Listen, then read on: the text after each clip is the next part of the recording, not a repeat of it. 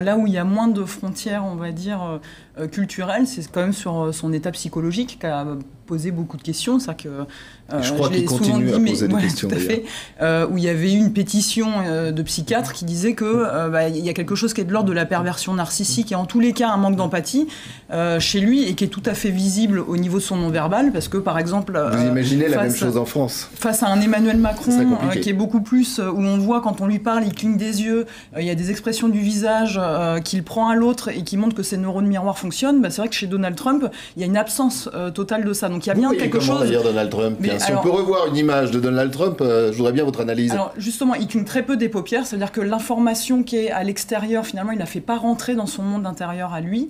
Et quand vous voyez, il a toujours le même type d'expression et quelque chose qui est de l'ordre beaucoup du mépris, en fait, et quelque chose qui est assez négatif. Il a toujours la même expression, quels que soient les intervenants et quelles que soient les situations. Et ça, c'est symptomatique alors j'allais dire d'un manque d'adaptabilité, mais en tous les cas d'un manque d'empathie et de comprendre quelle est la situation qui se joue autour de lui. Donc effectivement, il y a des différences culturelles, mais sur le côté pathologique et la manière dont il communique et dont il gère les événements, là on peut vraiment se poser la question, parce qu'on est sur quelque chose qui soit américain ou français, ça pose problème d'avoir ce type de personnalité. Élodie Milzarek, habile d'avoir retourné la situation et la question. Il est incroyable, François Fillon, dans cette campagne. Il est totalement romanesque, c'est-à-dire que même au niveau de sa gestualité, c'est assez fou parce que il arrive à être totalement en dissociation, c'est-à-dire sur des thèmes qui devraient l'interpeller très lourdement, où on devrait voir émotionnellement des choses qui se passeraient sur le visage. Non, il arrive à être tout à fait en retrait par rapport à ça, ce qui est assez différent d'ailleurs, parce que souvent, on fait la comparaison avec un Jérôme Cahuzac, même si le contexte n'est pas le même. Et Jérôme Cahuzac, lui, on voyait des items de mensonges. Il y avait le regard fixe. Il y avait des choses qui, en tout cas, étaient visibles pour les experts, notamment sur le non-verbal. Non, chez François Fillon, tout est incarné. C'est-à-dire qu'il est dans l'authenticité et il croit clairement à ce qu'il raconte.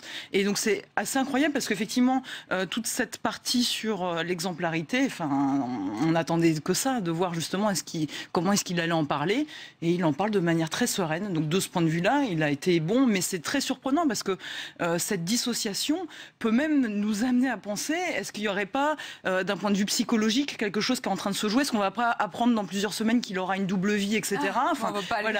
Mais en tous les cas, il y a des choses, d'un point de vue des items et de ce qu'il montre, ou en tous les cas ne montre pas, en termes d'implication émotionnelle, qui sont très interrogeants.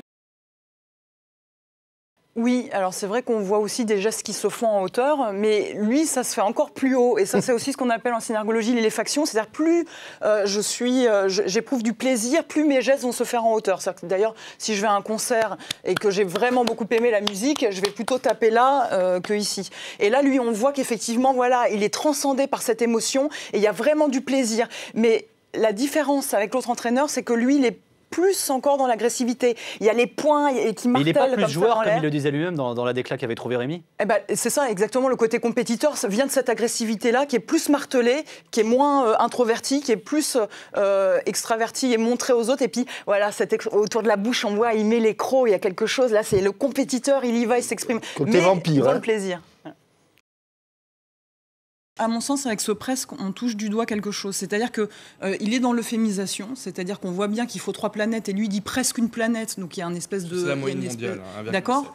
Mais alors, pour moi, la limite, effectivement, de sa communication, qui est une communication pédagogue, on va dire, c'est que, justement, ça reste une communication qui est assez peu stigmatisante, finalement, et qui reste assez utopique. Et quand on regarde, ce qui est intéressant, c'est que, finalement, sur cette question de l'écologie, on pourrait dire qu'il y a 2 mythologies qui se dessinent.